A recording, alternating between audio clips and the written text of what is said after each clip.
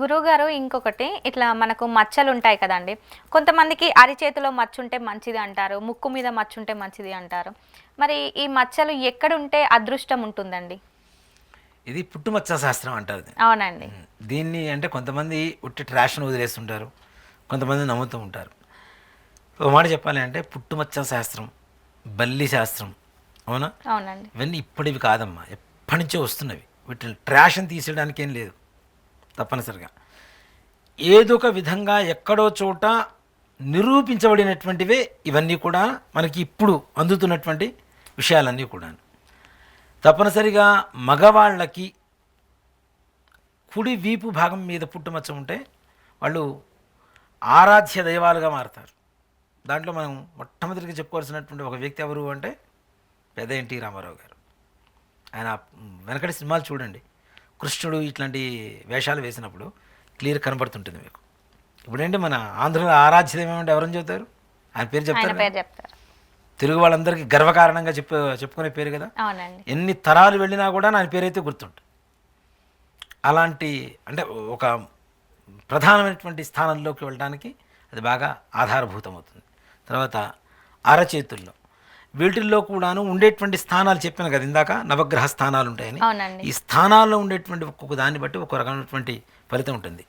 అరచేతిలో ఉండడం ద్వారా అదృష్ట యోగాన్ని కలిగి ఉంటాడు మగవాడు కుడి చేతిలో, ఆడవాళ్ళు ఎడం చేతిలో.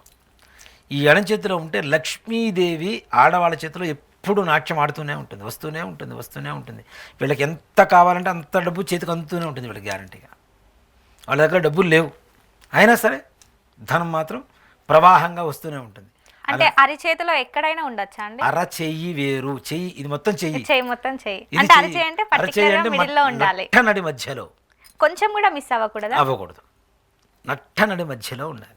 దీనికి కూడా అంతే, చెయ్యికి అరచేయి చాలా తేడా ఉంది కదా, అవునా? ఇదంతా కాలే, ఇది మోకాలు అవుతుంది కదా. అట్లానే ఇది కూడా చేతికి అరచేతికి డిఫరెన్స్ ఉంటుంది. కాబట్టి అరచేతులు అంటే నట్ట నడి మధ్యలో ఉంటే తప్పనిసరిగా ఐశ్వర్యవంతులుగా మారుతారు ఎటువంటి పరిస్థితిలో కూడా. ఎడం చేతి వైపు మగవాళ్ళకి వీపు మీద, ఆడవాళ్ళకి కుడివైపు భాగంలో ఉంటే, శరీర భాగంలో ఉంటే వ్యసనపరులు అవుతారు తప్పనిసరిగా. అంతేకాకుండా రెండో వివాహ యోగం జరగడానికి కూడా అవకాశాలు ఉంటాయి. లీడర్షిప్ క్వాలిటీస్ ఉంటాయి, కానీ అది కూడా కుచితమైనటువంటి ప్రభావం. అంటే జలస్ అంటాం కదా, ఎదుటి వ్యక్తిని చూసి ఎక్కువగా కులుకున్నటువంటి తత్వం కలిగినటువంటి వ్యక్తులు ఎక్కువగా అవుతుంటారు. అలాంటివి అటువైపు ఉండకూడదు. ఆడవాళ్ళకి రైట్, మగవాళ్ళకి లెఫ్ట్ వీపు భాగంలో ఉండకూడదు. ఉండటం వల్ల అధికారం ఉంటుంది, కానీ ఏంటి అంటే వీళ్ళ తాతల నుంచి ఒక 100 కోట్లు వస్తున్నాయి, వీళ్ళ దగ్గరకు వచ్చేసరికి ఒక 200 కోట్లేని.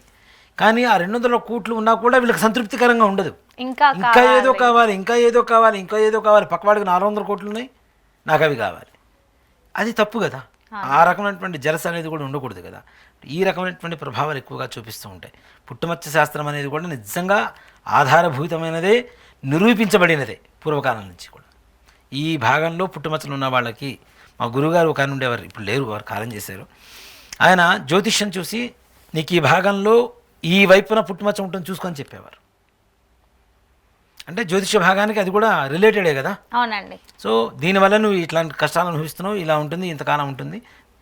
దీంట్లో కూడా పెట్టుడు మచ్చలు, పుట్టు మచ్చలు 2 రకాలు ఉంటాయి. పెట్టుడు మచ్చలు అంటే ఈ వేసుకుంటారు కదా, టాటూస్, ఇవి కాదు. పుట్టు మచ్చలు పుట్టుకతో వచ్చినవి, ఇంకా ఎక్కడికి పోవు అవి, జీవితంలో అక్కడికి ఆ మచ్చలు పోవు. కొంతమందికి ఏంటంటే ఏదో బ్లడ్ సర్క్యులేషన్ బాగా స్ట్రక్ అయిపోయి అది ఓ మచ్చలాగా తయారవుతుంది, అవి కావు.